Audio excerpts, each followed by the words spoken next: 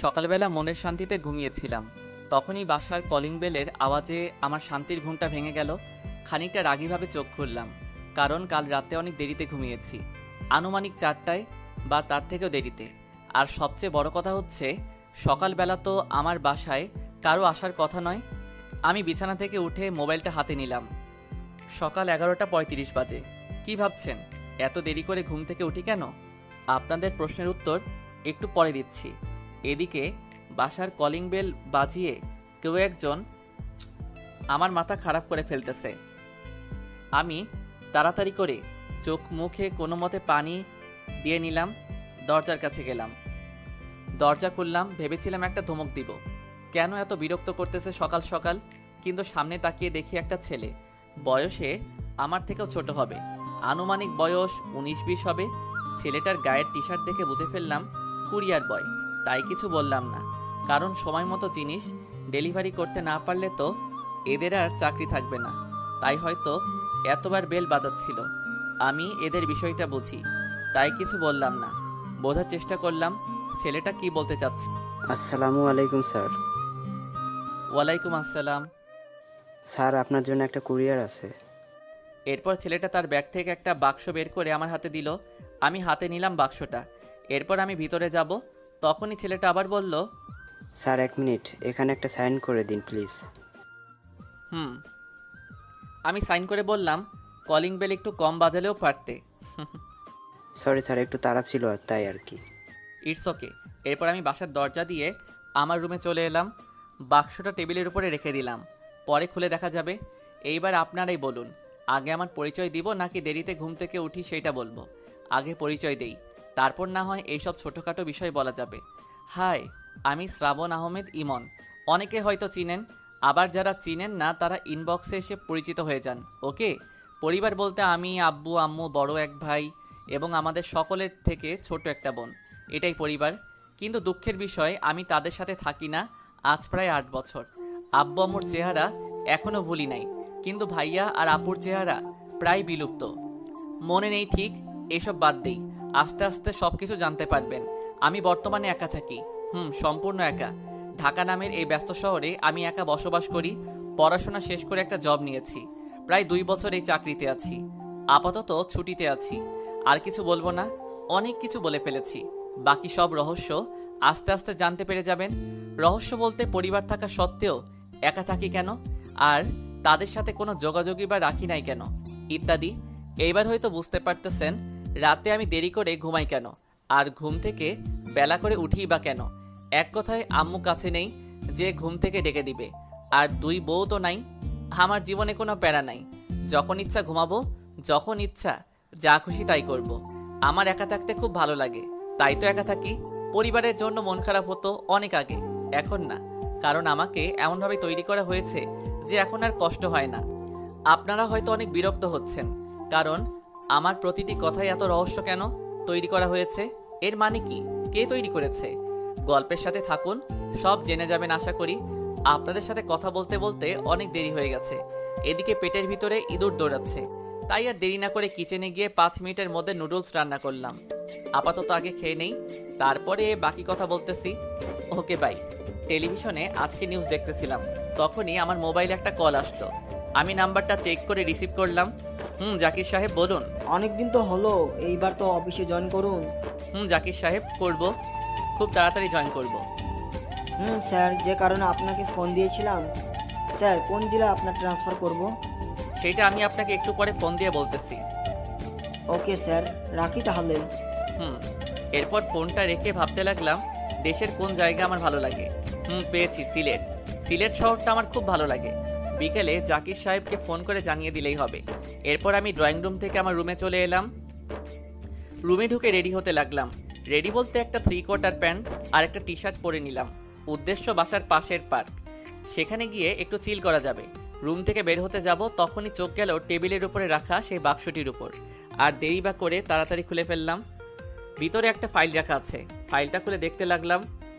বিশ্বাস করুন, আমি ভাবতেও পারি নাই যে কেউ সকাল সকাল আমাকে এমন একটা সারপ্রাইজ দিবে। এরপরে আমি নিচে একটা চিঠি দেখতে পেলাম, সেইটা হাতে নিয়ে একটু অবাক হলাম, তবে ভয় পাইনি, কারণ ভয় আমি পাই না, আমাকে সেইভাবে তৈরি করা হয়েছে। সেখানে লেখাগুলো ছিল এমন। শ্রাবণ, আমার হাতে বেশি সময় নেই। আমি জানি আমি একটু পরে না ফেরার দেশে চলে যাব। তুই হয়তো এতক্ষণে জেনে গেছিস আমি তোর হাতে কি দিয়েছি। আমার জীবনে সব সুখ চলে গেছে এইগুলো কালেকশন করতে। আমি চেয়েছিলাম এই খেলাটা সম্পূর্ণ করতে, কিন্তু আফসোস, ও জেনে গেল। আমার সাথে আমার একটা ফ্রেন্ড ছিল। আমি আরও গাড়ি করে তোর কাছেই আসতেছিলাম, কিন্তু মাঝ রাস্তায় কোনো একটা গাড়ি এসে আমাদেরকে ধাক্কা দেয়। আমরা রাস্তার একপাশে থাকা ল্যাম্পপোস্টে আঘাত খাই। এরপর আমি আর আমার বন্ধু এই কাগজগুলো নিয়ে দৌড়ে চলে যেতে চাই, কিন্তু পারি না। অনেক কষ্টে তোকে এই চিঠিটা লিখলাম। হাতে কাটা ছিল, তাই হয়তো রক্ত লেগে আছে। আমি আমার বন্ধুকে বাঁচিয়ে দেই, ও পালিয়ে চলে গেছিল। আর যাওয়ার আগে আমার কাছ থেকে এই চিঠি আর ফাইলটা নিয়ে যায়। আশা করি তোর কাছে এটা পৌঁছাবে। আমি জানি তুই তোর আন্টি আর রুহির কোনো দিন ছাড়বি না। এই ফাইলে সবকিছুর প্রমাণ আছে। আমি তো আর থাকবো না।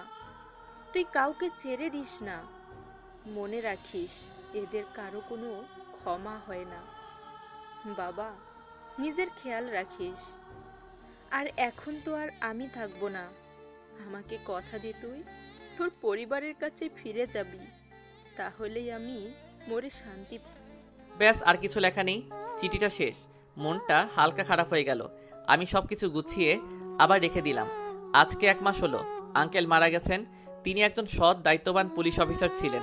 আঙ্কেলের কেউ ছিল না, তারা আমারও কেউ ছিল না। তাই আমি আর আঙ্কেল একসাথে থাকতাম। এই গল্প অন্য একদিন বলবো। জানি আপনাদের মাথায় অনেক প্রশ্ন ঘুরপাক খাচ্ছে। প্রথমত, এই আঙ্কেলটা আবার কে? তার সাথে আমার কিসের সম্পর্ক? আর এই চিঠির মানেই বা কি? আর আমিই বা কেন এদেরকে শাস্তি দিব যারা আঙ্কেল আন্টি আর রুহিকে খুন করেছে? আর সবচেয়ে বড় প্রশ্ন হচ্ছে, গল্পের নাম অনুযায়ী এক্স গার্লফ্রেন্ড কই? আরে ভাই, একটু ধৈর্য ধরেন, সব পেয়ে যাবেন। চলুন গল্পে ফিরে যাই। আমি আলামিনকে ফোন দিলাম। আমার আন্ডারে কাজ করে। কিছু সময় রিং হওয়ার পরে ধরলো। আসসালামু আলাইকুম স্যার। ওয়ালাইকুম আসসালাম। অনেক দিন পরে কল করলেন, নিশ্চয়ই কোনো বড় কাজ আছে। তুই ঠিক ধরেছিস আলামিন। তুই কোথায় আছিস এখন? স্যার, আমি তো অফিসে বসে আছি। শোন, আমি তোকে একটা ছবি হোয়াটসঅ্যাপ করতেছি। ওই ব্যক্তির সব তথ্য আমার চাই। কোথায় আছে, কি করে, ফ্যামিলি ব্যাকগ্রাউন্ড ইত্যাদি। ওকে স্যার, আপনি পিকটা সেন্ড করুন। আচ্ছা। এরপর আমি ফোনটা রেখে দিলাম। চলে এলাম আঙ্কেলের রুমে। যে রুমে আঙ্কেল থাকতেন, আমি তার ড্রয়ার খুলে আঙ্কেলের মোবাইলটা বের করলাম। এরপর সেখান থেকে একটা ছবি আমার মোবাইলে নিয়ে নিলাম। সেই ছবিটি আবার আলামিনকে দিয়ে দিলাম। ব্যাস, আমার কাজ ক্লিয়ার। এখন শুধু কিছু সময়ের অপেক্ষা মাত্র। আমি আবার আমার রুমে গেলাম। বিছানা থেকে নিজের পার্সোনাল ল্যাপটপটা নিয়ে বাসা থেকে বেরিয়ে গেলাম। পার্কের এক কোণে একটা বেঞ্চে বসে আছি। চারিদিকে শুধু কাপল আর কাপল। আমি শুধু চেয়ে চেয়ে তাদের কাণ্ড দেখতেছি। আমার বেশ ভালোই লাগে এগুলো দেখতে। আমি যে বেঞ্চে বসে আছি, এখানে কেউ বসে না, কারণ আমি রোজ এই সময় এসে এখানে বসি। আর এই পার্কে প্রায়ই আমার চেনা পরিচিত লোক আসে। আমি তাদের সকলকে চিনি, কিন্তু তারা আমাকে চিনে না। এখানে এমন অনেক মেয়ে আছে যাদের বাবা অনেক বড় বড় ব্যবসায়ী, কিন্তু তাদের মেয়ে বা ছেলে, যাক এসব কথা বাদ দেই, আসল কথায় আসি। আমি বসে আছি চোখ দুটি বন্ধ করে। প্রায় 5টা বছর ধরে আমি এখানে এসে বসে থাকি। আর যখনই চোখের সামনে এমন জোড়া দেখতে পাই, তখনই আমার শিমলার কথা মনে পড়ে যায়। কেন জানি না, ওকে ভুলতে পারি না। সেই কবে 8 বছর আগে দেখেছিলাম ওকে। তবে ওর যে চোখ দুটি ছিল তা আমি কোনোদিন ভুলতে পারবো না। আর ঠোঁটের কথা নাই বা বললাম, তাছাড়া গলার কণ্ঠ তো মাশাআল্লাহ, সব ঠিক ছিল, শুধু মেয়েটাই খারাপ ছিল। তাই তোকে আজও আমি ভুলতে পারি নাই। আমার জীবনে শিমলার চ্যাপ্টারটা অনেক অদ্ভুত। আমি জানি না এই মেয়েটাকে আমি কোনোদিন পাবো কিনা, আর কোনোদিন ভুলতেই বা পারবো কিনা। সব একমাত্র আল্লাহ ছাড়া আর কেউ জানে না। আচ্ছা, আমি এতক্ষণ ধরে শিমলা শিমলা করতেছি। এই শিমলাটা কে ভাই? আপনি ঠিক ভাবতেছেন, এই শিমলাই হচ্ছে আমার এক্স গার্লফ্রেন্ড। আজ থেকে প্রায় 8 বছর আগে আমাদের সম্পর্কের রীতি ঘটেছিল। 2 বছরের সম্পর্কের বিচ্ছেদ ঘটিয়ে সেই দিন শিমলা চলে গিয়েছিল আমাকে একা করে। হঠাৎ একটা শব্দে আমার ঘোর কেটে গেল। আমি ল্যাপটপে তাকিয়ে দেখি আলামিনের মেইল। আমি মেইলটা চেক করতে লাগলাম। আমি বুঝতে পারতেছি না আমার সাথে হচ্ছেটা কি। একদিনে আমি 2টা ভীষণ বড় শক খেলাম। প্রথমত আঙ্কেল আমার হাতে সব কিছু তুলে দিল। আমি তো ভেবেছিলাম অনেক কষ্ট করে আমাকে ফাইলগুলো জোগাড় করতে হবে, কিন্তু না, অনেক সহজে সব কিছু হয়ে গেল। আর এখন জানতে পারি আমাকে নাকি খুলনা যেতে হবে। এটা সেই শহর যেখান থেকে আমি পালিয়ে এসেছিলাম 8 বছর আগে। মনের ভিতর একটা অজানা ভয় কাজ করতেছে।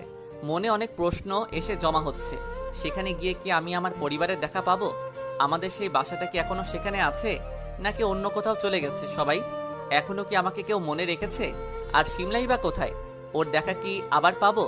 আমি জানি এসব প্রশ্নের উত্তর আমি খুলনা গেলেই পাবো। আর হ্যাঁ, আপনাদেরকে তো বলাই হয়নি, আমি যাকে খুঁজতেছি, মানে যে আমার আঙ্কেলকে মেরেছে, সে নাকি খুলনা থাকে। তার বাসা নাকি খুলনা শহরে। তাই তাকে শেষ করতে হলে তো আমাকে খুলনা যেতেই হবে। আর আমার অতীতের সব কিছু এই খুলনা শহরেই। আমি পকেট থেকে ফোন বের করে, জাকির সাহেব, জি স্যার বলুন। খুলনা শহরে আমাকে ট্রান্সফার করুন জলদি, ফাস্ট। Okay sir. এরপর ফোনটা রেখে দিলাম। মোবাইলে তাকিয়ে দেখি তখন বিকাল 4টা বেজে গেছে। আমি ভালো করে আলামিনের দেওয়া ফাইলটা দেখতে লাগলাম। লোকটার নাম এনামুল হক, বর্তমানে খুলনার এমপি। ভুল হলে মাফ করবেন, এই বিষয়ে আমার কোনো অভিজ্ঞতা নেই। এটা হচ্ছে তার উপরের পরিচয়। আর যদি গভীরে যাওয়া হয় তাহলে হয়তো এর কোনো শেষ হবে না। অনেক কালো ব্যবসার সাথে জড়িত, আর তার সাথে মার্ডারের মতো অনেক ভয়ঙ্কর কিছু আছে। কিন্তু এই বিষয়ে কেউ কিছু জানে না, শুধু কয়েকজন ছাড়া। ফাইলে আর কিছু লেখা নেই। এখানে এনামুলের মোবাইল নাম্বার দেওয়া আছে, সাথে তার কিছু পার্সোনাল তথ্য। আমি ল্যাপটপ অফ করে নিলাম। মুখের কোণায় কেন জানি একটা হাসি চলে আসতেছে। কারণটা না জানাই থাক। আর কিছু সময় পার্কে বসেছিলাম। এরপর ক্ষুধা অনুভব করলাম, তাই চলে গেলাম সোজা রেস্টুরেন্টে। সেখানে গিয়ে কিছু খেয়ে নিলাম। হাতে কোনো কাজ নেই, তাই রেস্টুরেন্টেই বসে আছি আর ল্যাপটপে ফেসবুকিং করতেছি। তখনই আমার সামনে এলো আবেদ। আবেদ হচ্ছে আমার ভার্সিটির ফ্রেন্ড। আবেদ আমার সামনে বসে বলল, কিরে বন্ধু, কি অবস্থা? এই তো বন্ধু চলে যাচ্ছে, তোর কি খবর তাই বল। আরে বন্ধু আর বলিস না, গার্লফ্রেন্ডের প্যারা বড়ই ভয়ঙ্কর। কেন, তোর আর অনুর কি হলো আবার? দুর্বল, সারাদিন শুধু প্যারা দেয়। যেমন? আরে ভাই, তুই তো জানিসই যে আমি পাবজি কতটা পছন্দ করি, কিন্তু ওই মেয়ে আমাকে পাবজি খেলতে দেয় না। সেই ভার্সিটি লাইফ থেকে গেমটা খেলে আসছি, আর এখন শালা সব শেষ। বাহ বাহ। বন্ধু মজা নিস না। রাজ খাওয়াটা এখানে কেন? এখানে কি সাদে এসেছি? ওই দিকে দেখ। এরপর ওর কথা মতো বাম পাশে তাকিয়ে দেখি অনু বসে আছে।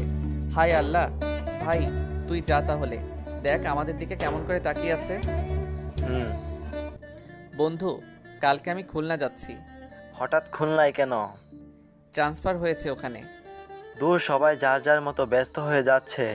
আমাদের ফ্রেন্ড সার্কেলটা একদমই নষ্ট হয়ে যাচ্ছে আস্তে আস্তে। দোস্ত, মন খারাপ করলে হবে, এটাই জীবন। এরপর আবেদ আমাকে জড়িয়ে ধরল আর বলল, অনেক মিস করব তোদেরকে দোস্ত। দোস্ত, আজকে আসি তাহলে।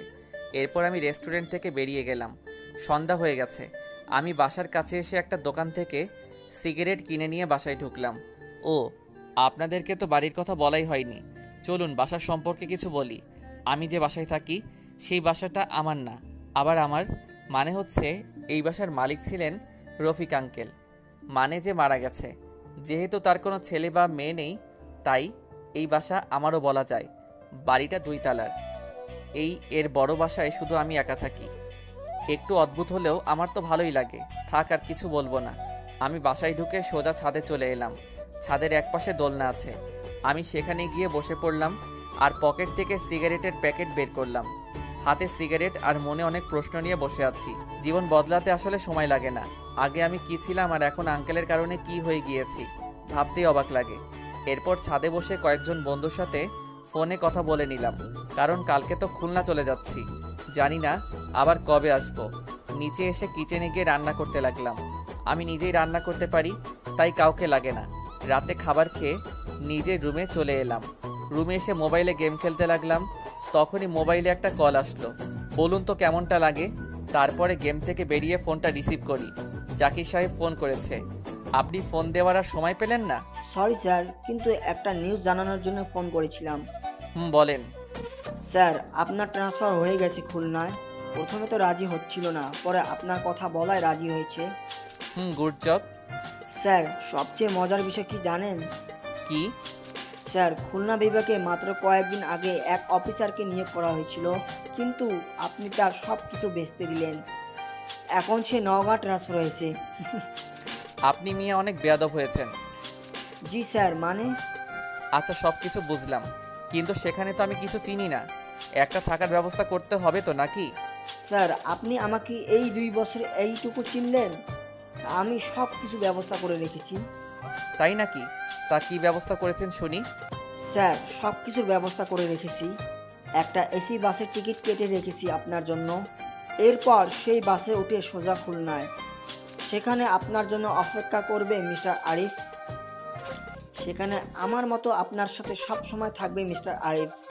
সে খুলনার ছেলে, তবে এখনো চাকরিতে জয়েন করে নাই।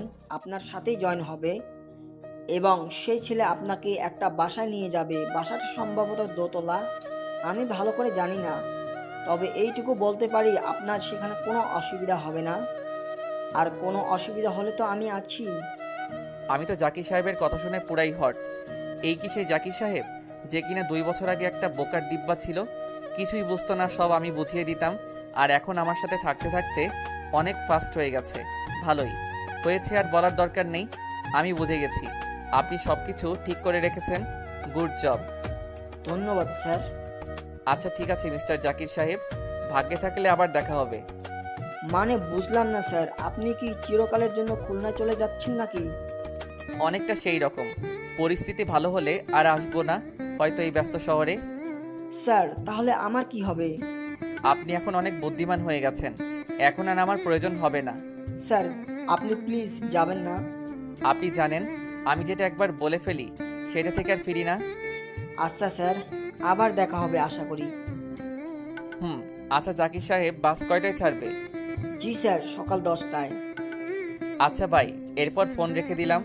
আসলে এই শহরে প্রায় 8 বছর ধরে আছি, তাই অনেকটা মায়া জমে গেছে। ইচ্ছা করতেছে না চলে যেতে, কিন্তু আঙ্কেলের কথা আমাকে রাখতে হবে। আর তাছাড়াও নিজের একটা পরিবার আছে আমার, তাদের কথাও চিন্তা করতে হবে। পরিবারের কাছ থেকে আমি অনেক দিন দূরে থেকেছি। আর নয়, আমি যখন আমার বাসা, আমার প্রিয় শহর ছেড়ে এসেছিলাম, তখন আমার বয়স সম্ভবত 16-17 ছিল, ঠিক মনে নেই। তখন এত কিছু বুঝতাম না, তখন আবেগ দ্বারা জীবন চালিত করতাম। আমি ঠিক হলে এই বয়সের প্রায় 80% ছেলেমেয়ে আবেগ দিয়ে জীবন চালায়, আমিও তাদের একজন ছিলাম। আবেগের বশে বাসা থেকে পালিয়ে আসি আর এসে পড়ি যান্ত্রিক শহর ঢাকাতে। আর এখানেই আঙ্কেলের সাথে কেটে যায় দীর্ঘ 8 বছর। ও সরি, এত আঙ্কেল আঙ্কেল করতেছি, আপনাদের তো আঙ্কেলের নামই বলা হয়নি। আঙ্কেলের নাম হচ্ছে রফিক চৌধুরী। তিনি পেশায় একজন পুলিশ অফিসার ছিলেন।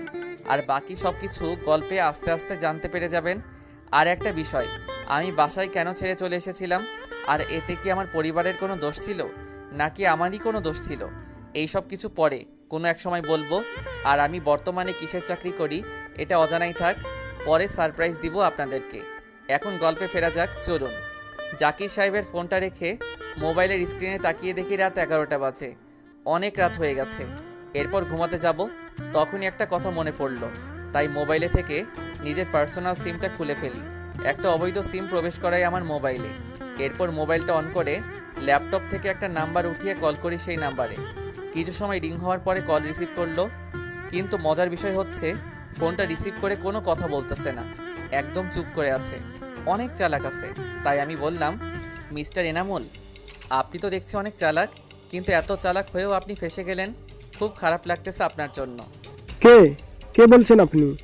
আর আমার নামেই বা জানলেন কিভাবে? নাম্বার পেয়েছেন কই? কুল কুল, এত ব্যস্ত হলে চলবে? আপনার বিপি হাই হয়ে যাচ্ছে যে। এইবার এনামুল অনেক ভয় পেয়ে যায়, কারণ সে ভাবতে লাগলো যে আমি কি করে তার এই সব পার্সোনাল বিষয় জানলাম। তার কপালে বিন্দু বিন্দু ঘাম জমা হয়। আর তার এত ভয় পাওয়ার কারণ হচ্ছে সে অনেক খারাপ কাজ করে থাকে, যেগুলো সে সব গোপনে করে যায়। এই তো 3 দিন আগে একটা মেয়েকে জোর করে রেপ করে মেরে ফেলেন তিনি। আর এইটা করতে তাকে কেউ দেখে ফেলে, কিন্তু কে দেখে ফেলে সেটা সে জানে না, তাই একটু ভয় আছে। এনামুল হক কাপা কাপা কণ্ঠে বললেন, কে তুমি?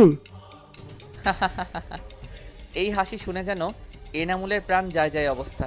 এইবার তিনি একটু জোর গলায় বললেন, কে তুমি আর কি চাও? তোর মৃত্যু। তুই জানিস না আমি কে? আর তুই কার সাথে কথা বলতেছিস জানিস? সকলের সামনে তোকে খুন করব, মনে রাখিস আমাকে। খুব তাড়াতাড়ি দেখা হচ্ছে। তোর টিকিট তো আমি 8 বছর আগে কেটে রেখেছিলাম, শুধু সময়ের অপেক্ষা ছিল। এখন সব কিছু ঠিক আছে, দেখা হবে এনাম ভাই, আলবিদা। আমি এরপর ফোনটা কেটে দিলাম। ফোন কেটে দেওয়ার পরেই অনেক কল আসতে লাগলো এনামুলের, কিন্তু আমি সিমটা খুলে ভেঙে ফেলে দিলাম, কারণ আমি জানি এনামুল এখন এই সিম ট্র্যাক করে আমার কাছে আসার চেষ্টা করবে, কিন্তু অত সহজ না রে ভাই। আপনি ঠিকই ধরেছেন, এই সে এনামুল যে আমার আঙ্কেলকে খুন করেছে। শুধু আঙ্কেলকে নয়, আঙ্কেলের মেয়ে এবং তার স্ত্রীকেও। এনামুলকে ফোন দেওয়ার কারণ হচ্ছে ওকে একটু আতঙ্কে রাখা। আমি অপরাধীকে আতঙ্কে রাখতে ভালোবাসি, তাই একটু মজা নিলাম এনাম ভাইয়ের সাথে। এরপর ফোনটা রেখে সোজা ঘুমের দেশে হারিয়ে গেলাম। আজকে একটু সকাল সকালই ঘুম থেকে উঠে গেলাম, কারণ আজকে তো আমাকে খুলনার উদ্দেশ্যে রওনা দিতে হবে। ঘুম থেকে উঠে সোজা ওয়াশরুমে গিয়ে ফ্রেশ হয়ে নিলাম। এরপর রোজকার মতো সকালের খাবার বানাতে গেলাম। নাস্তা বানিয়ে খাবার খেয়ে নিলাম। এরপর ঘড়িতে চেয়ে দেখি 9টা বেজে গেছে। আমি তাড়াতাড়ি করে আমার সব কিছু একটা ব্যাগে গুছিয়ে নিলাম, এবং সবচেয়ে গুরুত্বপূর্ণ যে জিনিসটা, মানে আঙ্কেলে দেওয়া ফাইলটা খুব ভালো করে ব্যাগে রেখে দিলাম। এরপর বাসার দিকে একবার তাকিয়ে বেরিয়ে গেলাম। মনটা একটু খারাপ, কারণ অনেক দিন হলো এই বাসাতে আছি, আর আজকে সব কিছু ছেড়ে চলে যাচ্ছি। আবার একদিক দিয়ে একটু এক্সাইটেডও লাগতেছে, কারণ নিজের শহরে যাচ্ছি। বাসা থেকে বেরিয়ে হেঁটেই যাচ্ছি বাস স্ট্যান্ডে, কারণ আমার বাসার একটু দূরেই বাস স্ট্যান্ড, তাই আর রিক্সা নিলাম না। বাস স্ট্যান্ডে আসতে আসতে প্রায় 10টা বেজে গেছে। আমি বাইরের একটা দোকান থেকে কিছু চিপস আর জুস নিয়ে বাসের সিটে গিয়ে বসলাম। বাসে করে কোথাও গেলে আমার এইগুলো খেতে খুব ভালো লাগে। অনেকে আবার আমাকে বাচ্চা বলতে পারেন, আসলে আমি কিন্তু বাচ্চা না। বাস ছাড়তে এখনও 10 মিনিট বাকি। আমি একটু আগে ভাগে গিয়ে বসে উঠে পড়লাম, কিন্তু বাসে ঢুকে সিটের কাছে গিয়ে মনটা খারাপ হয়ে গেল, কারণ আমি মনে মনে ভেবেছিলাম আমার সিট হয়তো জানালার কাছে পড়বে, কিন্তু না, আমার পোড়া কপাল। আমি মন খারাপ করে আমার সিটে বসে পড়লাম। আমার পাশের সিট ফাঁকা, হয়তো একটু পরে এসে বসে পড়বে। আমি এসব কিছু না ভেবে পকেট থেকে হেডফোন বের করে মোবাইলে ঢুকিয়ে গান শুনতে লাগলাম। বাসের সিটে হেলান দিয়ে চোখ বুজে শুয়ে আছি, আর ফেলে আসা দিনগুলোর কথা মনে করতেছি। কতই না রঙিন ছিল আগের দিনগুলো। আমাদের পরিবারের একমাত্র আয়ের উৎস ছিল আমার আব্বু। সে একটা সরকারি প্রাইমারি স্কুলের সাধারণ একজন শিক্ষক ছিল, আর আমরা পরিবারে মোট সদস্য ছিলাম 5 জন: আব্বু, আম্মু, ভাইয়া, আপু আর আমি। ভাইয়া আমার অনেক বড় ছিল। আমি যখন 10ম শ্রেণীতে পড়তাম তখন ভাইয়া অনার্স কমপ্লিট করে ফেলেছিল, তাই আমি ভাইয়াকে সবসময় একটু বেশি ভয় পেতাম। আর আমার যে আপু ছিল, সে আমার থেকে 4 বছরের ছোট ছিল। ছোট হলে কি হবে, আমাকে সবসময় জ্বালিয়ে মারত। আমাদের ভাই বোনের কারণে আমাদের পরিবারের সবসময় খুশির ছোঁয়া লেগে থাকতো, আর এখানে সবচেয়ে বড় ভূমিকা পালন করতো আমার আব্বু। তিনি কখনো আমাদের কোনো আবদার অপূর্ণ রাখে নাই। তবে ভাইয়া তো ঘরের বড় ছেলে, তাই ভাইয়া আব্বুর কাছে তেমন কিছু চাইতো না। এক কথায় আমাদের পরিবারের মধ্যে আমি একটু ব্যতিক্রম ছিলাম। যেমন ধরেন, আব্বু এখন আমার এইটা লাগবে, আব্বু আমার এখন ওইটা লাগবে, ভাইয়া আমার কিছু টাকা লাগবে ইত্যাদি। কিন্তু মজার ব্যাপার হচ্ছে, আব্বু আর ভাইয়া কখনোই আমার কোনো ইচ্ছা অপূর্ণ রাখে নাই। সব কিছু ঠিকঠাক চলতেছিল, কিন্তু হঠাৎ একটা কারণে তখনই একটা মেয়ে আমাকে বলে উঠল, এক্সকিউজ মি। ও হ্যালো, এক্সকিউজ মি। এইবার আমি কিছু একটা শব্দ পেলাম, তাই চোখ মেলে তাকালাম। পাশে তাকিয়ে দেখি একটা মেয়ে দাঁড়িয়ে আছে, কাঁধে ব্যাগ। আমার থেকে যে অনেক ছোট হবে সেটা আমি দেখেই বুঝে ফেললাম। আর কিছু না ভেবে আমি বললাম, জি, আমাকে কিছু বলতেছেন? আপনাকেই বলতেছি, সেই কখন থেকে। বলুন, কি বলবেন? ওই মিয়া, আপনার সাথে কথা বলার আমার কোনো ইচ্ছা নেই। আমাকে আমার সিটে বসতে দিন। আজব তো, আমি আপনাকে বসতে কি না বলেছি নাকি? আপনার যেখানে খুশি সেখানে গিয়ে বসেন, এখানে আমি কি করব? আপনার পাশের সিটটাই আমার, আর আপনি এখান থেকে না উঠলে আমি ভেতরের সিটে যাব কিভাবে? আবুল কোথাকার। ও শিট, সরি, আমি বুঝতে পারিনি। আগে বলবেন না? সরি। যত সব। আমিও আমার সিটে বসে পড়লাম, আর মনে মনে ভাবতে লাগলাম, এটা মেয়ে নাকি অন্য কিছু। কথায় কথায় রাগ দেখায়, আর তাছাড়াও আমাকে কী সব বললো এই মাত্র। আমি নাকি মিয়া, আবুল, যত সব। এগুলোর মানে কি? একটা অপরিচিত মানুষকে কখনো কেউ এগুলো বলে? আমার মনে হয় মেয়েটার মাথায় সমস্যা আছে, তা না হলে কেউ এগুলো বলে? আমি আর চোখে মেয়েটার দিকে চেয়ে দেখি ফোনে কথা বলতেছে। কি বলে সেটা শোনার খুব ইচ্ছে হলো, কেন সেটা আমি নিজেও জানি না। তাই আমি একটু শোনার চেষ্টা করলাম কি বলে। হ্যাঁ ভাইয়া, আমি এইমাত্র বাসে উঠলাম, একটু পরে বাস ছেড়ে দিবে। অপর প্রয়াস থেকে কি বলে সেটা শুনতে পাই না। কোনো সমস্যা হবে না ভাইয়া, তুমি শুধু শুধু চিন্তা করো না। ভাইয়া, আমি বাসায় এসে এটা নিয়ে তোমার সাথে কথা বলতেছি, এখন প্লিজ এটা বাদ দাও। এরপর ফোনটা রেখে দিল। মেয়েটার কথা শুনে এইটুকু বুঝতে পারলাম যে মেয়েটা হয়তো তার ভাইয়ের সাথে কথা বলতেছিল এতক্ষণ। আমি তো ভেবেছিলাম হয়তো বয়ফ্রেন্ডের সাথে কথা বলবে। যাই হোক, সব মেয়ে তো আর এক নয়। আমি আর মেয়েটার দিকে খেয়াল না করে সিটে হেলান দিলাম। আবার আগের মতো ভাবতে লাগলাম অতীত। সব কিছু ঠিকঠাক চলতেছিল আমার জীবনে। যখন আমি অষ্টম শ্রেণীতে পড়ি তখন আমার জীবনে সিমলা নামের একটা মেয়ে আসে। সিমলার বাসা ছিল আমাদের পাশের এলাকায়। এর আগে সিমলা তার মামার বাসায় থেকে লেখাপড়া করত। সেই দিন ছিল শুক্রবার। আমি আর আমার কয়েকজন বন্ধুরা মিলে আমাদের স্কুল মাঠে বসে আড্ডা দিচ্ছিলাম। তখনই আমাদের পাশ দিয়ে দুইটা মেয়ে হেঁটে যায়। আমি প্রথমে খেয়াল করি নাই, কিন্তু মেয়েটা যখন আমার পাশ দিয়ে হেঁটে গেল আর আমার মুখে তার ওড়না লাগলো, তখন আমার প্রায় জ্ঞান হারানোর অবস্থা। মেয়েটির ওড়নায় পাগল করা ঘ্রাণ ছিল। আমি সাথে সাথে মেয়েটার দিকে তাকাই।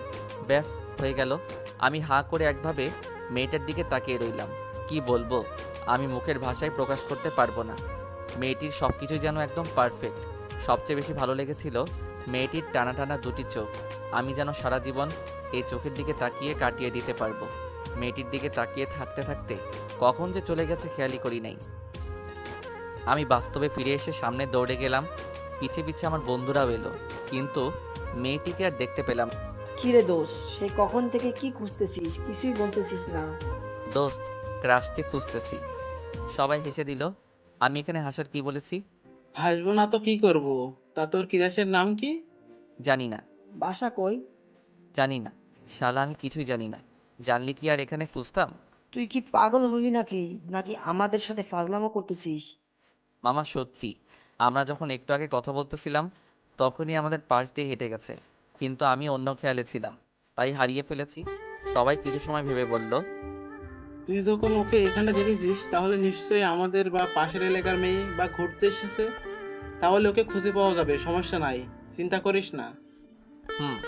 এইভাবে সেই দিন বাসায় চলে যাই, কিন্তু বাসায় গিয়ে আমার কিছুতেই ভালো লাগতেছিল না। শুধু মেয়েটা কথাই ভাবতেছিলাম।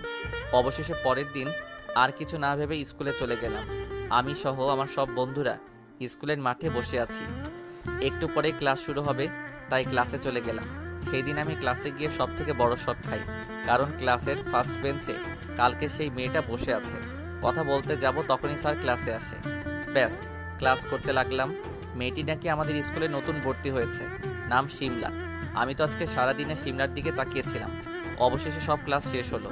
এর মাঝে আমি আমার বন্ধুদেরকে বলে দিয়েছি যে এই সেই মেয়ে। ক্লাস শেষে আমি বাইরে দাঁড়িয়ে আছি, সাথে আমার বন্ধুরা। শিমলা আমাদের ক্লাসের একটা মেয়ের সাথে বের হলো। আমি তাদের পথ আটকে দাঁড়ালাম। ওই শ্রাবণ, পথ আটকিয়েছিস কেন? সামনে থেকে সর, বাসায় যেতে হবে। হৃদিতার কাছে গিয়ে বললাম, দোস্ত তুই প্লিজ একটু ওইদিকে গিয়ে অপেক্ষা কর। শিমলার সাথে আমার কিছু কথা আছে। আমার দিকে বড় বড় চোখ করে তাকালো হৃদিতা। এরপর অন্য পাশে গিয়ে দাঁড়ালো, সাথে আমার ফ্রেন্ডরাও। এ কি, আপনি কে? আর আমার রাস্তা আটকিয়েছেন কেন? আমি তোমাকে ভালোবাসি। কালকে বিকালে তোমাকে দেখেছি, আর তোমাকে প্রথম দেখাতেই ভালো লেগে যায়। তোমাকে ছাড়া আমার এক মিনিটও চলবে না। বিশ্বাস করো, কালকে তোমাকে দেখার পরে সারা রাত একটু ঘুমাতে পারি নাই। তাই তোমাকে চাই। I love you. Do you love me? Shimla অবাক হয়ে চেয়ে আছে আমার দিকে। অবাক হওয়ারই কথা, চেনা নাই জানা নাই হুট করে এসে প্রপোজ। কি বলতেছেন আপনি এগুলো? কানে কম শোনো, সমস্যা নেই, আমি ম্যানেজ করে নিব। চুপ করুন আপনি। সেই কখন থেকে উল্টাপাল্টা বলে যাচ্ছেন আর আমি শুনে যাচ্ছি। তার মানে এই না যে ভালোবাসি বলেছি, তার মানে এই না যে এখনই প্রেম করতে হবে। আগে ভেবে দেখো, ভালো লাগলে তারপরে না হয় প্রেম করব দুইজন একসাথে। শিমলা আর কিছু না বলে আমার কাঁধে ধাক্কা দিয়ে সামনে হেঁটে চলে গেল। সাথে হৃদিতাও ছিল। আমি একভাবে শিমলার যাওয়ার দিকে তাকিয়েছিলাম, কিন্তু সবচেয়ে বেশি অবাক হয়েছি তখন যখন দেখি শিমলা যাওয়ার সময় পিছে ফিরে আমার দিকে চেয়ে একটা মুচকি হাসি দিল। ব্যাস, বুঝে গেলাম গ্রিন সিগন্যাল আছে অপর পাশ থেকে। এইভাবে 1 মাস কেটে গেল। এর মাঝে প্রতিদিন আমি শিমলাকে ইমপ্রেস করার জন্য অনেক কিছু করেছি, কিন্তু তাতে কোনো লাভ হয়নি। তাই ভাবলাম যে আর শিমলার পিছে ঘুরবো না, আমি সিঙ্গেল আছি, সিঙ্গেলই থাকবো। আমার জীবনে কোনো প্রেম ভালোবাসা আর আসবে না মনে হয়, তাই এসব নিয়ে আর না ঘাটাই ভালো। আজকে 1 সপ্তাহ পরে স্কুলে এলাম। এই 1 সপ্তাহ স্কুলে আসি নাই, কারণ শিমলাকে দেখলে আর নিজেকে আটকে রাখতে পারি না। শুধু ওর সাথে কথা বলার জন্য মনটা ছটফট করে। তাই 1 সপ্তাহ স্কুলে আসি নাই, যাতে করে শিমলাকে ভুলে যেতে পারি। কিন্তু আজকে স্কুলে এসে তো আমি পুরোই অবাক হয়ে যাই, কারণ স্কুলে এসে দেখি শিমলা গেটের সামনে দাঁড়িয়ে আছে, কাউকে খুঁজতেছে হয়তো। আমি কিছু না ভেবেই সামনের দিকে যেতে লাগি। তখনই শিমলা আমাকে দেখে ফেলে, আর আমাকে দেখে শিমলা আমার কাছে দৌড়ে চলে আসে, আর এসেই আমাকে ঠাস করে একটা চড় দেয়। আমি কিছুই বুঝলাম না কি হচ্ছে আমার সাথে। কিছু বলতে যাব তখনই শিমলা আমার হাত ধরে টেনে স্কুলের এক পাশে নিয়ে আসে। স্কুলের এই পাশে সচরাচর কেউ আসে না। আমি আর চুপ না থেকে শিমলাকে বললাম, আপনি আমাকে এখানে নিয়ে আসলেন কেন, আর আমাকে থাপ্পড়ই বা মারলেন কেন? কিছু বুঝিস না তাই না? কই ছিলি এতদিন? তাতে আপনার কি? তুই জানিস আমি এই কয়েকদিন কত চিন্তায় ছিলাম তোকে নিয়ে। রোজ স্কুলে এসে তোর জন্য অপেক্ষা করতাম, কিন্তু তোকে পেতাম না। হঠাৎ আমাকে খোঁজার কারণ? তোকে কেন খুঁজি তুই জানিস না? না বললে জানবো কিভাবে? আমি তোকে ভালোবাসি, খুব বেশি ভালোবাসি, তাই তো তোকে পাগলের মতো খুঁজে বেড়াই। আমি তো নিজের কানকে যেন বিশ্বাস করতে পারতেছি না, তাই নিজের গায়ে একটা চিমটি কাটলাম। না, আমি স্বপ্ন দেখতেছি না, আমি বাস্তবেই। তার মানে শিমলা আমাকে এইগুলো বলতেছে, মানে কি কিছুই বুঝতেছি না। তাই আমি শিমলাকে জিজ্ঞেস করলাম, মানে কি বলতেছো তুমি এগুলা? শ্রাবণ, আমি ঠিকই বলতেছি। আমি সেই দিন খুব অবাক হয়েছিলাম যেদিন তুমি আমাকে প্রথম দেখাই প্রপোজ করেছিলে। আমি একটু অন্যরকম ছেলে পছন্দ করতাম, যে সবার থেকে ভিন্ন হবে, আর তুমি ছিলে সবার থেকে ভিন্ন। আমি তো তোমাকে সেই প্রথম দিন থেকেই ভালোবাসি, কিন্তু বলি নাই, কারণ আমি চাচ্ছিলাম না যে এত অল্প বয়সে এইসবের ভেতরে নিজেকে জড়াতে। আমি শিমলার কথা শুনে পুরাই থ হয়ে আছি। মুখ দিয়ে যেন কোনো কথা বের হচ্ছে না, তবু এক্সাইটেড হয়ে বললাম, তোমার হাতটা একটু ধরি। এই না না, কেউ দেখে ফেললে সমস্যা হবে। প্লিজ একবার, কেউ দেখবে না। আচ্ছা একবার। এইভাবে শুরু হয় আমাদের প্রেম কাহিনী। তবে আমরা যে প্রেম করতাম এটা শুধু আমাদের কয়েকজন ঘনিষ্ঠ বন্ধু ছাড়া আর কেউ জানতো না, কারণ তখন আমরা খুব ছোট ছিলাম। যদি আমাদের পরিবারের কেউ জানতে পারতো তাহলে অনেক সমস্যা হতে পারতো। এই জন্য আমরা লুকিয়ে লুকিয়ে প্রেম করতাম। এর ভিতরে আবার শিমলার অনেক নিয়ম ছিল, যেমন সপ্তাহে মাত্র একবার ঘুরতে বের হতে পারবো, দিনে 2 বার ফোনে কথা বলতে পারবো, এই রকম কিছু নিয়ম ছিল। আমিও বেশ ভালোভাবেই সিমরার দেওয়ার নিয়মগুলো পালন করতাম। এইভাবে কেটে যায় আমাদের 2টা বছর। আমাদের বয়স কম হলেও আমরা একে অপরকে খুব ভালোবাসতাম। আমরা দুজন খুব ভালো করে জানতাম এটা কোনো আবেগের ভালোবাসা নয়, এটা আমাদের ভিতরের প্রথম ও শেষ ভালোবাসা। এই 2 বছর বেশ ভালোই কেটেছে আমাদের দিনকাল। শিমলা আর আমার ভালোবাসা কমে তো নাই, বরং দিন দিন আমার প্রতি শিমলার কেয়ার যেন বেড়েই চলেছিল। এসএসসি পরীক্ষার আর মাত্র 2 দিন বাকি। বিকেলবেলা আমাদের বাসার ছাদে বসে আছি। এখন আড্ডা দেওয়া অনেকটা কমিয়ে দিয়েছি, কারণ একটাই, শিমলা। নিজেকে অনেক পরিবর্তন করে ফেলেছি শুধুমাত্র শিমলার জন্য, কারণ আমি যে ওকে নিজের জীবনের থেকেও বেশি চিন্তা করেছিলাম। তখনই শিমলার ফোন। এই সময় কখনো শিমলা ফোন দেয় না, তবুও ভাবলাম হয়তো আমার কথা খুব মনে পড়তেছে, তাই হয়তো ফোন দিয়েছে। আমি তাড়াতাড়ি ফোনটা রিসিভ করি। হ্যাঁ আমার জান পাখিটা, বলো। তুমি কোথায় এখন? বাসায়। কেন, ঘুরতে যেতে হবে নাকি? তুমি তাড়াতাড়ি পার্কে এসে আমার সাথে দেখা করো। Okay baby, wait. তুমি 1 মিনিট অপেক্ষা করো, আমি 2 মিনিটের মধ্যে আসতেছি। শ্রাবণ, সবসময় ফান ভালো লাগে না। আচ্ছা বাবা, সরি, আমি আসতেছি। আমি জানি শিমলা এখন রেগে আছে, আমি হয়তো কোনো ভুল করেছি, তার সাজা দিবে এখন ডেকে নিয়ে, কারণ এর আগে অনেক হয়েছে এমন। জানি না শিমলার সামনে যে কয় হাজার বার আমি কান ধরেছি, এর কোনো ঠিক নেই। কার কাছে এটা কেমন লাগে জানি না, তবে আমার তো ভালোই লাগে গার্লফ্রেন্ডের সামনে কান ধরতে। এই তো কথা বলতে বলতে শিমলার কাছে চলে এসেছি। পার্কে প্রবেশ করে দেখি পার্কে অনেক লোক, মানে বিকাল টাইমে অনেক কাপল থাকে এখানে। বেশ মজার একটা বিষয়। আমি আর দেরি না করে আমার জনের কাছে গেলাম। বলো, কি বলবে? তোমার ফোনটা দাও। এই নাও। পাসওয়ার্ড কি? তোমার নাম। প্রায় 20 মিনিট পরে আমার কাছে ফোন দিল। আমি হাতে ফোন নিয়ে জিজ্ঞেস করলাম, কি করলে ফোনে এত সময়? আমাদের সবকিছু ডিলিট করে দিলাম। What a joke. এইটা কোনো মজার কথা না, ফোনটা চেক করে দেখো। শিমলার কথা এবার আমি ফোনটা চেক করলাম। সত্যি তো, আমার ফোনে আমার আর শিমলার কোনো মেসেজ নেই, নেই কোনো ছবি, নেই কোনো শিমলার নাম্বার। আমি অবাক হয়ে শিমলাকে জিজ্ঞেস করলাম, এগুলো কি শিমলা? আমি তো কিছুই বুঝতেছি না। আমি বুঝিয়ে বলি, আমার পক্ষে আর এই সম্পর্কটা টিকিয়ে রাখা সম্ভব না। তুমি আর আমাকে কখনো বিরক্ত করবে না, আমি তোমাকে আর ভালোবাসতে পারবো না। আই এম সরি, তুমি আমাকে মাফ করে দাও। আমি জানি আমি নিশ্চয়ই কোনো অপরাধ করেছি যার জন্য তুমি আমার সাথে এমন করতেছো। আমি আসি, আমাকে তুমি কথা দাও, আমাকে আর কখনো ডিস্টার্ব করবে না। শিমলা, তুমি এগুলো কি বলতেছো? আমার অপরাধ কি বলো, যার জন্য আমাদের 2 বছর সম্পর্ক এইভাবে তুমি ভেঙে দিচ্ছ? তোমার কোনো দোষ নেই, সব দোষ আমার, যার জন্য আমাকে এখন এসব ভোগ করতে হচ্ছে। এরপর শিমলা চলে যেতে লাগলো। আমি শিমলার হাত ধরে বললাম, তাহলে এই সব কিছু কি শুধুমাত্র তোমার অভিনয় ছিল?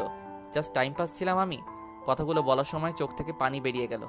শিমলা আমার হাত ছাড়িয়ে নিয়ে বলল, আর কোনো দিন আমার সাথে যোগাযোগ না করলে খুশি হব। শিমলা এরপর চলে গেল। আমি সেই জায়গায় মাটিতে বসে পড়লাম। কি হয়ে গেল আমার সাথে এই 30 মিনিটে? এটা কি কোনো স্বপ্ন নাকি বাস্তব? স্বপ্ন হলেই হয়তো ভালো হতো, কিন্তু আফসোস এই যে বাস্তব। যাওয়ার আগে সিমলা ব্রেকআপের কারণটাও বলে গেল না। সেই দিন আমি অনেক কান্না করি। এরপর সিমলার সাথে যোগাযোগ করার অনেক চেষ্টা করি, কিন্তু কোনো লাভ হয়নি। এরপর আমি নিজেই হাল ছেড়ে দেই। ও হ্যালো মিস্টার, এক্সকিউজ মি। বাস্তবে আমি চোখ মেলে তাকালাম, মেয়েটার দিকে তাকালাম। জি বলুন। আমার সাথে কথা না বলে নিজে ফোনের দিকে তাকান। সে কখন থেকে বেজে যাচ্ছে? আর আমাকে সাইড দিন, দুপুরে খাবারটা খেয়ে আসি বাইরে থেকে। ওরে বাপরে, এটা মেয়ে নাকি অন্য কিছু? সব কিছুতেই যেন আগুন ঝরে। ও সরি। এরপর সাইড দিলাম। আশেপাশে তাকিয়ে দেখি বাসের সকলে বাইরে যাচ্ছে খাবার খেতে। মেয়েটা চলে যাওয়ার পরে আমি আমার সিটে বসে পড়লাম। ফোনে তাকিয়ে দেখি 3টা মিসড কল। আমি চেক করে দেখি জাকির সাহেব। আমি সাথে সাথেই ফোন ব্যাক করলাম। কি মিস্টার জাকির সাহেব, কি হয়েছে বলুন? কিছু হয়নি স্যার, একা একা অফিসে বসে আছি, তাই আপনাকে ফোন দিলাম। ও আচ্ছা, এই ব্যাপার। স্যার, বাসে কোনো সমস্যা হয়নি তো? আর কি বলবো, পাশের একটা মেয়ে আমাকে জাস্ট জ্বালিয়ে মেরে ফেলতেছে। কি এত বড় সাহস! আপনি অপেক্ষা করুন স্যার, আমি এক্ষুনি গাড়ি নিয়ে আসতেছি। আপনি অনেক মজা করতে পারেন। আচ্ছা এখন ফোন রাখুন, আমি দুপুরে লাঞ্চ করে আসি। Okay sir. এরপর আমি বাস থেকে বাইরে বের হলাম। জায়গাটা একদম অপরিচিত। আগে কখনো এসেছি কিনা মনে নেই, হয়তো ছোটবেলায় একবার এসেছিলাম। আশেপাশে অনেকগুলো রেস্টুরেন্ট দেখতে পেলাম। কোনটার ভিতরে যাব ভাবতেছি, বাইরে থেকে যেটা সব থেকে ভালো দেখাচ্ছিল সেটার ভিতরে ঢুকে গেলাম। ব্যাস হয়ে গেল। ভিতরে গিয়ে দেখি আমার পাশের সিটে সেই মেয়েটাও এখানে। কিন্তু মেয়েটা এমন ভিতর মতো বসে আছে কেন, আর চারিদিকে তাকাচ্ছে কেন? এবার আমাকে দেখতে পেয়েছে। আমাকে দেখেই একটা স্বস্তির নিঃশ্বাস নিল মনে হচ্ছে। আমি মেয়েটির পাশের টেবিলে বসলাম, বোঝার চেষ্টা করতেছে কি হচ্ছে। মেয়েটির দিকে তাকিয়ে দেখে একদম ঘেমে গেছে, অথচ উপরে ফ্যান ঠিকই চলতেছে। হঠাৎ কানে এলো একদল বখাটে পোলাপানের বাজে শব্দ। এবার বুঝতে পারলাম মেয়েটা ভয় পেয়ে আছে কেন। পাশে তাকিয়ে দেখি 4টা ছেলে মেয়েটিকে অনেক বাজে বাজে কথা বলতেছে, সাথে অনেক খারাপ প্রস্তাব দিচ্ছে। আমার শরীর আগুন হয়ে গেল। আমি টেবিলের উপরে রাখা একটা কাচের বোতল নিয়ে সোজা একটা ছেলের মাথায় আঘাত করলাম। বোতলটা ভেঙে গেল, আর সেই ছেলেটা মাথায় হাত দিয়ে বসে পড়ল। বাকি 3 জনের মধ্যে একজন আমার সামনে এসে আমার মুখে ঘুষি মারার চেষ্টা করলো, কিন্তু আমি তার হাত ধরে বসলাম, আর সেই ছেলেটাকে তুলে একটা বেঞ্চের উপরে ফেলে দিলাম। ব্যাস, রেস্টুরেন্টের সবাই সব কাজ বন্ধ করে দিল। সকলের নজর আমার দিকে। মেয়েটা এবার অনেকটা ভয় মুক্ত হয়েছে। 2 জন মাটিতে পড়ে আছে, আর বাকি 2 জনের মধ্যে একজন একটা চেয়ার তুলে নিয়ে এসে আমার শরীরে আঘাত করলো। চেয়ারটা ভেঙে টুকরো টুকরো হয়ে গেল, অথচ আমার কোনো রিয়াকশন নেই। এটা দেখে ছেলেটা অনেক ভয় পেয়ে গেল। আমি আর কিছু না বলে আমার হাতটা সামনে এনে ছেলেটার পেট বরাবর ঘুষি মারলাম। ছেলেটা মাটিতে লুটিয়ে পড়ল। বাকি একজন আমার এই মারামারি দেখে পালিয়ে যেতে চাইল, কিন্তু আমি তাকে ধরে তার মুখে একটা চড় মারি। ছেলেটার নাক থেকে রক্ত বেরিয়ে যায়। এটা দেখে রেস্টুরেন্টের সকলে ভয় পেয়ে যায়। 4 জন ছেলে মাটিতে লুটিয়ে পড়ে আছে। আর মজার ব্যাপার হচ্ছে 4 জন মিলেও আমার তেমন কোনো কিছু করতে পারে না। কিছু সময় পরে রেস্টুরেন্টের ম্যানেজার এলো আমার।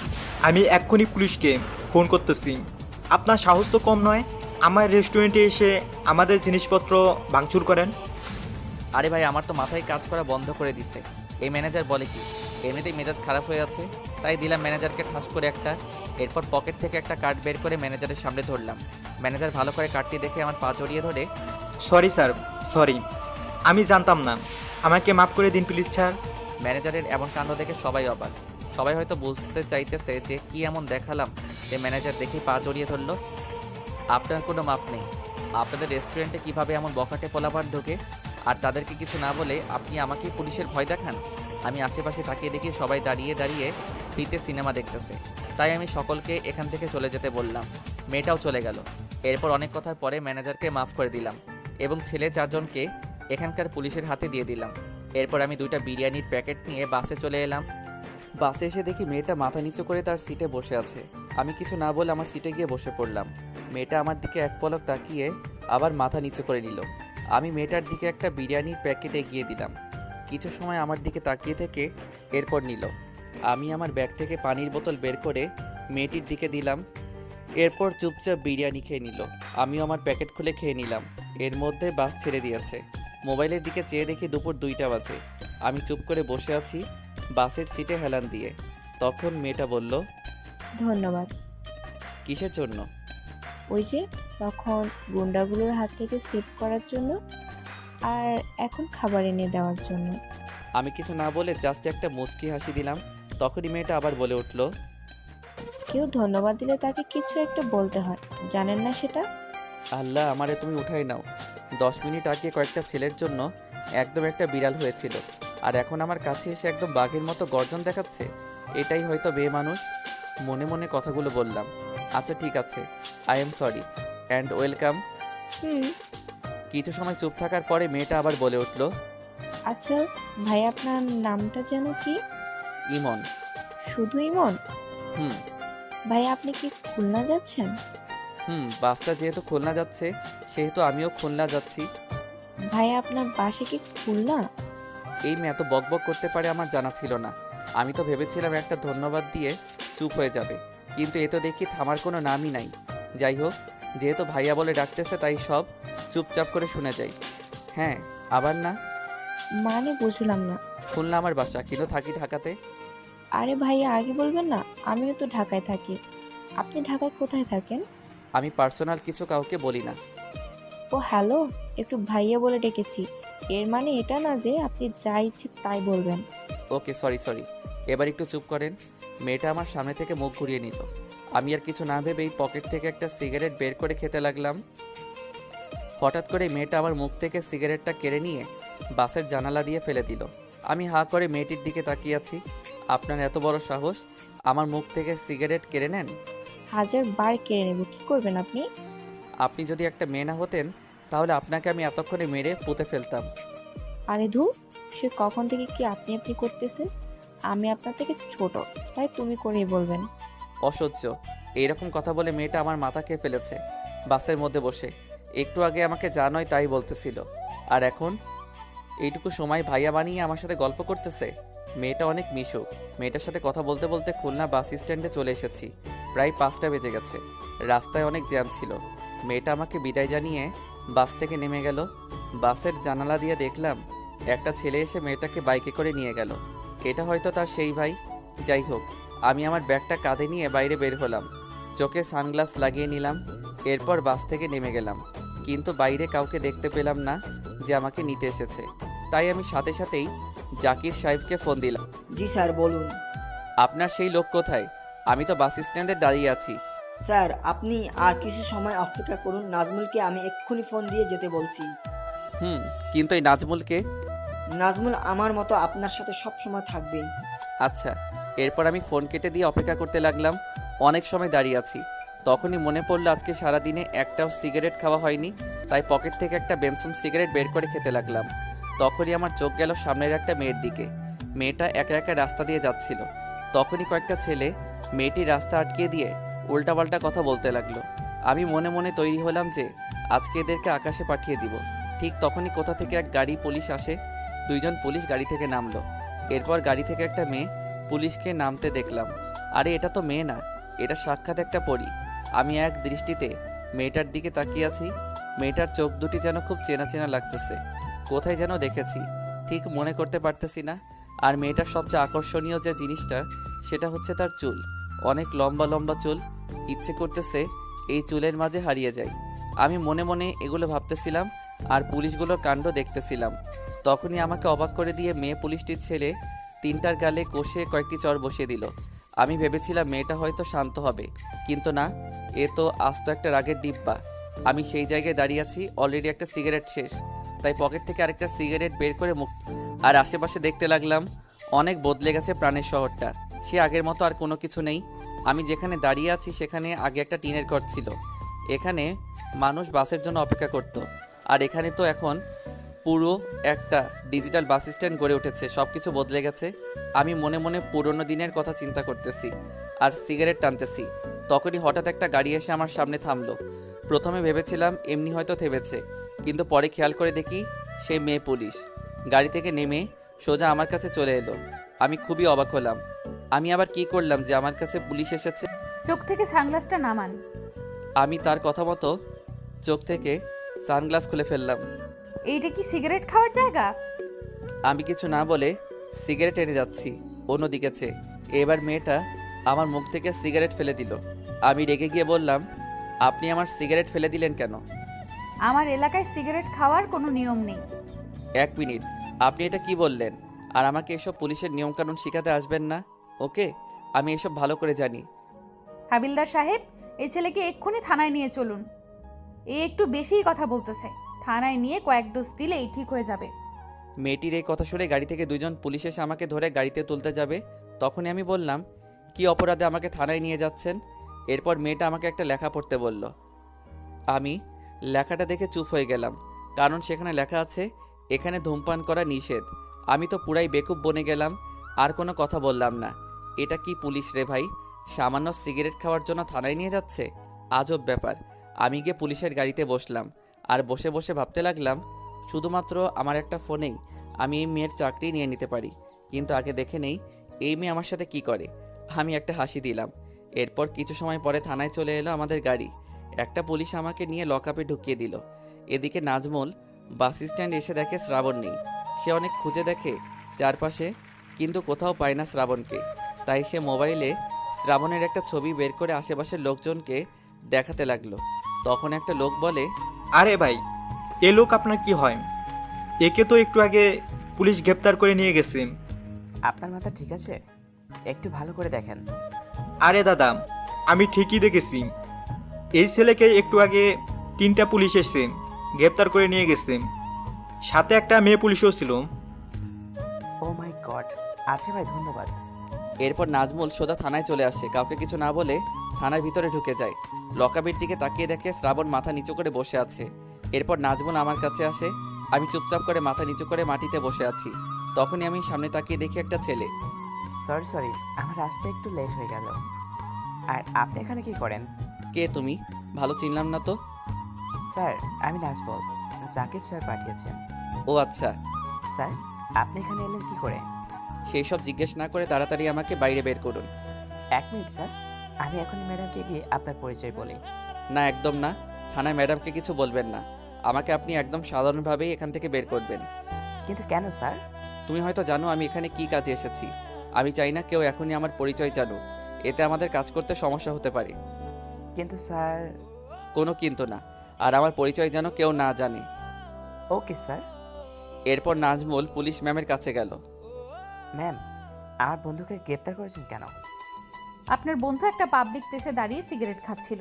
সেখানে সিগারেট খাওয়া নিষিদ্ধ, তাই আমি তাকে ধরে নিয়ে এসেছি। ম্যাম, শুধুমাত্র একটা সিগারেট তো খেয়েছে। প্লিজ এবারের মতো ছেড়ে দিন। আমি তো ভেবেছিলাম একে কয়েকটা ডোজ দিব, কিন্তু আপনি যেহেতু এসেছেন তাই এবারের মতো ছেড়ে দিচ্ছি। এরপর যেন আর এমন কাজ না করে। ধন্যবাদ ম্যাম। আর আপনার বন্ধুকে একটু স্টাইল কমিয়ে করতে বলবেন। মানে? এই যে যেমন পুলিশের সামনে মাথা নিচু করে কথা বলতে হয় সেটা উনি জানেন না, আর তাছাড়াও পুলিশের সামনে সানগ্লাস খুলে কথা বলতে হয় সেইটা মনে হয় আপনার বন্ধু জানে না। আচ্ছা ম্যাম, আসি। 5 মিনিট পরে আমাকে ছেড়ে দেওয়া হলো। আমি আর নাজমুল থানা থেকে বেরিয়ে আসবো। তখনই সেই মেয়ে পুলিশটা আমাদেরকে বলল, ও হ্যালো, যাওয়ার আগে এখানে একটা সাইন করে যান। আমি কিছু না বলে ম্যাডামের সামনে গেলাম। এরপর ম্যাডামের দেওয়া খাতায় সই করতে যাব। তখনই আমার চোখ আটকে যায় একটা নাম দেখে। ঠিকই ধরেছেন, এখানে সিমলার নাম আছে। আমার হাত থেকে কলমটা পড়ে গেল। এরপর আমি ম্যাডামের দিকে তাকালাম। তার ইউনিফর্মে ছোট করে লেখা আছে সিমলা। তাহলে এই কি আমার সিমলা? না না, এটা কিভাবে সম্ভব? সিমলা এখানে কি করবে? আর তাছাড়া সিমলা পুলিশ হতে যাবে কেন? এইসব মনে মনে ভাবতেছিলাম। তখনই ম্যাম আবার বলল, এ কি আপনি এমন করতেছেন কেন? হাত থেকে কলমটা পড়ে গেল কেন? নাকি আবার নিজের নামটাও ঠিকভাবে লিখতে পারেন না? সরি ম্যাডাম, এই একটু নার্ভাস তাই। এরপর আমি খাতায় সাইন করে বাইরে বেরিয়ে এলাম। সবকিছু যেন গুলিয়ে যাচ্ছে, কারণ আমার বারবার মনে হচ্ছে এই মেয়ের চোখ দুটো যেন আমার চিরচেনা, কোথায় যেন দেখেছি, কিন্তু ঠিক মনে করতে পারতেছি না। তবে কি এটা সিমলা? না না, এটা হতে পারে না। সিমলা নামে বাংলাদেশে আরো অনেক মেয়ে আছে। এটা আমার মনের ভুল। মনে মনে চিন্তা করতেছি, তখনই নাজবুল বলে উঠল, স্যার কোনো সমস্যা? না, সমস্যা নেই, তবে অনেক কিছু আছে যেগুলোর উত্তর আমি মিলাতে পারতেছি না। স্যার মানে বুঝলাম না। আপনাকে বুঝতে হবে না। এবার আমাকে আমার বাসায় নিয়ে চলুন। সেই কখন এসেছি খুলনা, আর এখনো বাসায় যেতে পারলাম না। ইস, আর একটু পরে সন্ধ্যা হয়ে যাবে। ওকে স্যার, চলুন। এরপর নাজমুল আমাকে তার বাইকের পিছনে উঠতে বলল। আমি আর দেরি না করে বাইকে উঠলাম। এরপর নাজমুল বাইক চালাতে লাগলো, আর আমি খুলনা শহরটা চোখ দিয়ে দেখতে লাগলাম। সব কিছু বদলে গেছে। কিছুই চিনতে পারতেছি না। প্রায় 20 মিনিট পরে এসে নাজমুল বাইক থেকে নামলো। স্যার এই যে আপনার বাসা, এখন থেকে আপনি এখানে থাকবেন। আচ্ছা, আর আপনি এখন আপনার বাসায় যান। আমার কোনো দরকার হলে আমি ফোন দিয়ে আপনাকে ডেকে নিব। এরপর নাজমুল চলে গেল। আমি দেরি না করে তাড়াতাড়ি বাসার ভিতরে ঢুকে গেলাম। শরীরটা অনেক ক্লান্ত, সারাদিনে অনেক কষ্ট হয়েছে। বাসার কোথায় কি কিছুই জানি না। আমি সোজা সিঁড়ি বেয়ে উপরে উঠে গেলাম। আমার উপরের রুমে থাকতে সর্বদা ভালো লাগে, তাই কোথাও কিছু না দেখে উপরে চলে গেলাম। উপরে মোট 3টা রুম। আমি প্রথম রুমে ঢুকে পড়লাম। এরপর ব্যাগ রেখে ওয়াশরুমের ভিতরে চলে গেলাম। প্রায় 30 মিনিট পরে ওয়াশরুম থেকে বাইরে বের হলাম। এরপর আর কিছু না ভেবেই বিছানায় শুয়ে পড়লাম। কিছু সময়ের মধ্যে ঘুমের রাজ্যে তলিয়ে গেলাম। এদিকে শিমলা কিছুতেই শান্ত হয়ে বসে থাকতে পারতেছে না নিজের অফিসে, কারণ আজকে তার শ্রাবণের কথা খুব মনে পড়তেছে। তার কেন জানি মনে হচ্ছে শ্রাবণ তার খুব কাছেই আছে। আগে তো তার এমন কখনোই মনে হয়নি।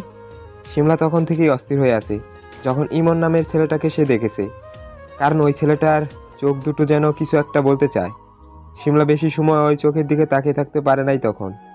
তার বারবার মনে হচ্ছে ছেলেটা তার যেন খুব পরিচিত কেউ। শিমলা মনে মনে নিজেই নিজেকে বলতে লাগলো, সবচেয়ে বড় বিষয় হচ্ছে আমি আজকে হঠাৎ করে একটা ছেলের উপরে এত অধিকার দেখালাম কেন? রোজ তো কত ছেলেকেই দেখি বিড়ি সিগারেট খেতে, কই তাদেরকে তো কখনোই কিছু বলি না। আর আজকে হঠাৎ করে এই ছেলেটাকে সামান্য সিগারেট খাওয়ার অপরাধে থানায় নিয়ে এলাম। শিমলা এগুলো ভাবতেছে আর নিজেই অবাক হচ্ছে। একটু আগে সে কি করেছে এটা? না, আমাকে যে করেই হোক ছেলেটার পরিচয় জানতে হবে। তখনই শিমলার মনে পড়লো যে ছেলেটার নাম হয়তো হাজিরা খাতায় লেখা থাকবে, তাই সে হাজিরা খাতা চেক করতে লাগলো। কিন্তু খাতা চেক করে শিমলার মন খারাপ হয়ে গেল। খাতায় তো ইমন নাম লেখা, তার ভালোবাসার মানুষের নাম তো শ্রাবণ ছিল। মন খারাপ করে শিমলা অফিস থেকে বেরিয়ে গেল। অফিসে গাড়ি করে সোজা তার বাসায় চলে গেল। তার বাসা বললে ভুল হবে, শিমলা ভাড়া বাড়িতে থাকে। এখানে নিশ্চয়ই অবাক হচ্ছেন যে মেয়ে ও পুলিশে চাকরি করে সে হঠাৎ বাসা ভাড়া করে থাকতে যাবে কেন?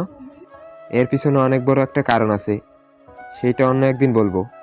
আর শিমলার ডায়েরি পড়ে এতটুকু নিশ্চয়ই বুঝতে পারছেন যে শ্রাবণকে এখনও অনেক ভালোবাসে। তাহলে ওই দিন ব্যাকআপ করেছিল কেন? গল্পের সাথে থাকুন, সব জানতে পেরে যাবেন। ঘুমিয়েছিলাম, হঠাৎ করে একটা ফোনের শব্দে ঘুমটা ভেঙে গেল। ঘুম ঘুম চোখে ফোনের স্ক্রিনে তাকালাম। মেজাজটাই খারাপ হয়ে গেল, কারণ জিপি অফিস থেকে ফোন দিয়েছে। বলুন তো কেমনটা লাগে? ফোনের কারণে আমার আরামের ঘুমটা ভেঙে গেল। ঘুম যেহেতু ভেঙে গেছে তাই বিছানা থেকে উঠে পড়লাম। চারিদিকে অন্ধকার হয়ে আছে, তাই আলোর সুইচ অন করে নিলাম। ঘড়িতে রাত 8টা বাজে। আমি তাড়াতাড়ি ফ্রেশ হয়ে নিলাম। এরপর কিচেনের দিকে যেতে লাগলাম। কিচেনে গিয়ে 1 কাপ চা বানালাম। চা নিয়ে সোজা ছাদে চলে এলাম। এখান থেকে শহরের অনেক জায়গা দেখা যাচ্ছে। উত্তর দিক দিয়ে ঠান্ডা হাওয়া আসতেছে। সেই হাওয়ায় নিজের চুলগুলো বারবার এলোমেলো হয়ে যাচ্ছে। আমি চায়ের কাপে চুমুক দিচ্ছি আর আশেপাশে চোখ বুলিয়ে দেখতেছি। আহা, সে কি ফিলিংস! আমি শিওর কবিগুরু রবীন্দ্রনাথ ঠাকুর আমার জায়গায় থাকলে নির্ঘাত কবিতার পাহাড় লিখে ফেলতো। যেহেতু আমি আমার নিজের শহরে চলে এসেছি, তাই আমার প্রথম কাজ হবে ছোটবেলার বন্ধুদের খুঁজে বের করা। আপাতত পরিবারের কাছে না যাওয়াই ভালো হবে। আর আমি জানি না এখনো কি আমাদের এই বাসাটা আছে কিনা, আর আমার পরিবারও যে ওই পুরনো বাসায় থাকবে এর কোনো গ্যারান্টি নেই। তাছাড়া তাদের কাছে আমি হয়তো এখন মৃত। যাই হোক, এই প্রসঙ্গে না যাওয়াই ভালো। কালকে আমাকে হৃদয় আর জয়কে যে করে খুঁজে বের করতে হবে। আমি আরও কিছু সময় ছাদে একা একা বসে সময় কাটিয়ে নিচে চলে এলাম। এরপর চায়ের কাপ ধুয়ে বাসার বাইরে বের হলাম, কারণ আজকে রাতে রান্না করতে ইচ্ছে করতেছে না, তাই বাইরে বের হয়েছি রাতের খাবার খেতে। বাসা থেকে রেস্টুরেন্টে বেশি দূরে না, তাই হেঁটে হেঁটে যেতে লাগলাম। রাস্তা দিয়ে হাঁটতেছি আর চারিপাশে তাকিয়ে দেখতেছিলাম কত বড় বড় বিল্ডিং গড়ে উঠেছে, যেগুলোর আগে কোনো কিছুই ছিল না। তখনই চোখ আটকে গেল একটা জায়গায়। এটার কোনো জায়গা না, এখানেই আমার আর সিমলা শেষ কথা হয়েছিল। বাইরে থেকে তেমন একটা দেখা যাচ্ছিল না। আমি তবুও চেষ্টা করে ভিতরটা দেখতে লাগলাম। সবকিছু পরিবর্তন হয়ে গেছে, তবে পার্কটির নাম বদলায়নি। আমি আর দেরি না করে কিছু দূর এগিয়ে একটা রেস্টুরেন্টে ঢুকে রাতের খাবার খেয়ে নিলাম। এরপর বাইরে এসে নিজের জন্য কিছু কেনাকাটা করে বাসায় চলে এলাম। বাসায় এসে কিছু সময় ফেসবুক চালিয়ে ঘুমিয়ে গেলাম। এইভাবে আজকের দিনটা কেটে গেল। পরের দিন সকালে ঘুম থেকে উঠে নিজের জন্য খাবার বানিয়ে খেয়ে নিলাম। এরপর রেডি হয়ে হৃদয়ের বাসার উদ্দেশ্যে বের হলাম। আজকে যে করেই হোক হৃদয়কে জয়কে খুঁজে বের করতে হবে। ওদের থেকে সব কিছু জানতে হবে আমি এখান থেকে চলে যাওয়ার পরে কি হয়েছে। নিজের শহর থেকে প্রায় 8 বছর বাইরে আছি, কিন্তু তবু ভুলি নাই যে কার বাসা কোথায় ছিল। নিজের শহরের প্রতি ভালোবাসা থাকলে কেউ সহজে ভুলতে পারে না। বাসা থেকে বের হয়ে একটা রিক্সা নিয়ে হৃদয়ের বাসার উদ্দেশ্যে বের হলাম। প্রায় 15 মিনিট পরে আমার গন্তব্যস্থানে চলে এলাম। রিক্সা ভাড়া দিয়ে সামনে তাকিয়ে দেখি বাসাটা আগের মতোই আছে, তবে নতুন করে রং করার জন্য চিনতে একটু অসুবিধা হচ্ছে। আমি কিছু চিন্তা না করে গেট দিয়ে ভিতরে ঢুকে গেলাম। বাসার সামনে গিয়ে বেল বাজালাম, তখন একটা মেয়ে এসে দরজা খুলে দিল। মেয়েটাকে দেখে ঠিক চিনতে পারলাম না। হৃদয়ের তো কোনো বোন ছিল না, তাহলে এটা আবার কে? তার মানে কি হৃদয় এখানে থাকে না? মনে মনে ভাবতেছিলাম। তখন আমাকে চুপ থাকতে দেখে সামনের মেয়েটি বলল, কাউকে খুঁজতেছেন ভাইয়া? মেয়েটির কথা একটু চমকে উঠলাম।